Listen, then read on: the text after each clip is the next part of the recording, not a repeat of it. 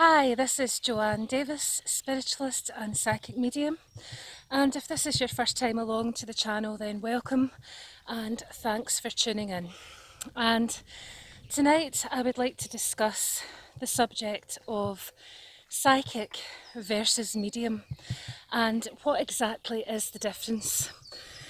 Last week I had a Facebook live Q&A session, and one of the first questions was from a student who's developing, and she wanted to know if it's possible to develop as a psychic without necessarily developing mediumship. And I would say absolutely, it's entirely possible. And I'd like to discuss really the differences between a psychic and a medium in a little more depth. So first of all, what is a psychic? And why do some people use the terms psychic medium and spiritualist medium? So first of all, a psychic is a person who can tune in on an energetic vibration to your aura, to your energy field that surrounds your physical body. And your aura, it is said, contains memories of your life here on earth and contains the blueprint for every life that you've ever had in this universe or this world perhaps that we live in. And so a good psychic is able to tune into that energy field, and through the 5 physical senses is then able to interpret things about you, about your life, about your thoughts, your feelings, your emotions, and possibly even your innermost desires and the innermost workings of your mind. And a really good psychic can tune into the past, the present, and possibly even have glimpses of the future. And sometimes psychics will use tools such as crystal balls, tarot cards, angel cards, tea leaves, and even some older forms of divination such as scrying in water, or using candles or mirrors to give you a reading. So there are numerous ways that a psychic can work with you and tune into your vibration, your energy field, your aura. And personally, I don't feel there is anything entirely wrong with a psychic reading if it's done by an experienced psychic who has good ethics and good morals, and bears in mind the fact that all of us are fragile at times and may be vulnerable.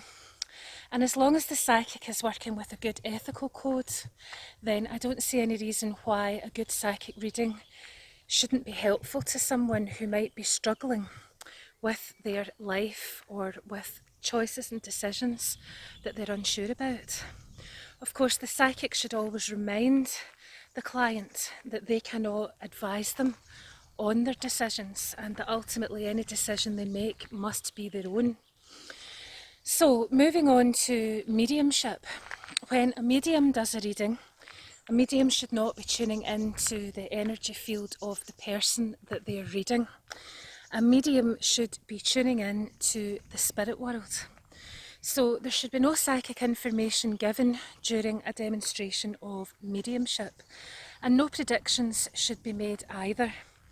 And what the medium in effect is doing is taking their focus and attention to the discarnate spirits, those spirits who are no longer in a body, who've passed away to the spirit world.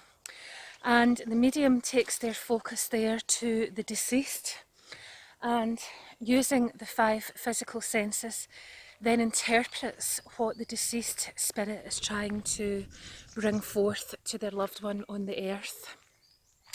And in the field of mediumship, we refer to the 5 senses as the clairs. The most common one you'll have heard of would be clairvoyance, which is clear seeing. So when you are developing, it's important to understand the difference between being a psychic and a medium. But in my own personal opinion, I don't think there are many psychics out there who don't have mediumship capabilities or tendencies. And the reason I say that is because I don't think mediums are special.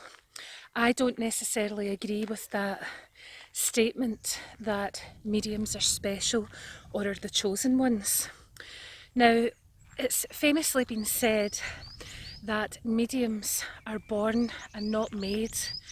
And that is a contentious statement that some people agree with and some disagree with. And speaking from personal experience, I have to say I think each and every one of us comes from the same source. Each and every one of us is a spiritual being contained here within a physical body.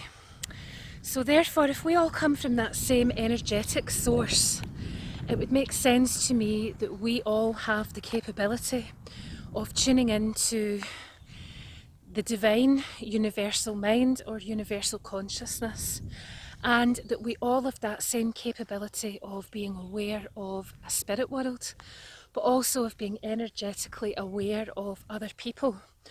Now, that's not to say that every single one of us will be a psychic or a medium, because although we may all have some level of ability, a bit like the X Factor, not every single one of us is going to be a multi-million selling artist and pop star. Some of us are going to be the Chicos or the Jedwards of the music industry, where there's a bit of a novelty of trying it and then we decide it's not for us. Or the people that we're trying to read decide that we're not any good at it. So I think, mediumship and psychism is a calling, and I think when you're called onto the path, if you're truly supposed to be a medium or a psychic, then there's absolutely no denying that that's what you're going to do, and therefore the chances are you will access some kind of development to increase your skills and your potential for doing the job. Now, some psychics don't realise that they're mediums, and I find a lot of psychics coming to me to workshops and being amazed to discover that they have that mediumship capability, and for years they may have had a good reputation as a psychic and sometimes wondered where they were getting the information from. And it's not until they shift their focus to the spirit world when they come to a mediumship development class that they then realise they have the capabilities of being a medium, and that perhaps the spirit world may have been giving them information all along. Some mediums as well fail to realise that they're working psychically, and psychism is a dirty word in mediumship circles, sadly, and this goes way back to the beginning of the spiritualist movement in the UK, when spiritualism was first being set up as a religion, and the spiritualist movement wanted to distance itself from those beggars and peddlers who were on the road, who were possibly travellers, who were offering gypsy style psychic readings, and they wanted to be set apart from these.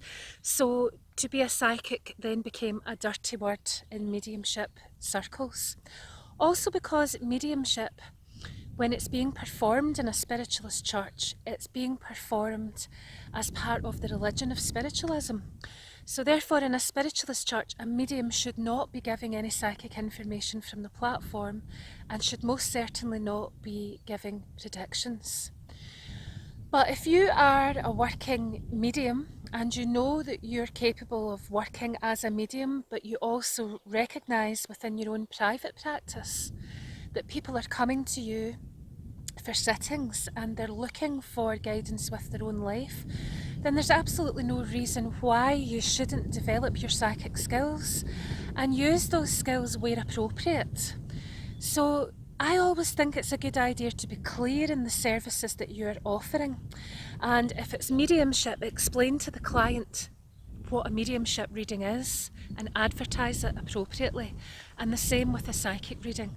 Because when I first went along for a reading as a 20-year-old girl following the grief of my grandmother's passing a few years earlier, I was looking for that contact from spirit, and someone told me to go to the Psychic Centre, where I went along and was disappointed to receive a tarot reading.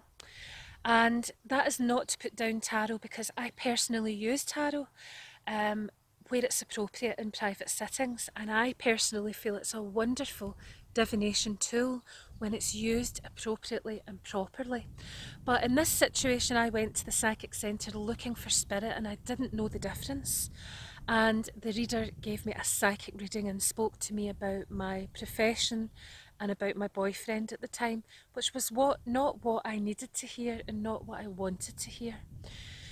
What I wanted was to know that my grandmother had survived death and that she was with other loved ones in the spirit world and that she still loved me, because I knew that because she had come to me in dreams. And I was looking for the confirmation and the proof of that. So it's important that you're clear in what service you offer, and if you are both a psychic medium and a spiritualist medium, then by all means advertise what it is you do and make it clear when someone comes for a sitting. Ask them, where do they want the focus to be? Do they want a reading about their own personal life, or do they want a reading from their loved ones in the spirit world? Either way, it's important to remember the ethics and the morals, because ultimately we're dealing with very vulnerable individuals. And to give predictions willy-nilly without any thought for what you're saying is dangerous, quite frankly. So you must be very, very careful, particularly when you're talking to a person about their health or their loved one's health, or to be talking about money or giving advice on relationships. And you have to be absolutely adamant that the information you're receiving is clear and truthful and accurate, and that you're working from a place of love. And certainly when you're working as a medium in a spiritualist church, you should never be offering predictions or psychic information. You should only be demonstrating that proof that life is eternal. Now, I will go in greater depth in another video into the subject of the message when we're talking about mediumship readings, because a lot of tutors over the years have said that they feel the students are dropping down onto a psychic level when it comes to that aspect of delivering the reason why the spirit has come forward. And how often do we watch a medium, give evidence of the spirit, and then they then take their attention to the client rather than staying with the spirit? And they take their attention to the client and they start tuning in on a psychic level.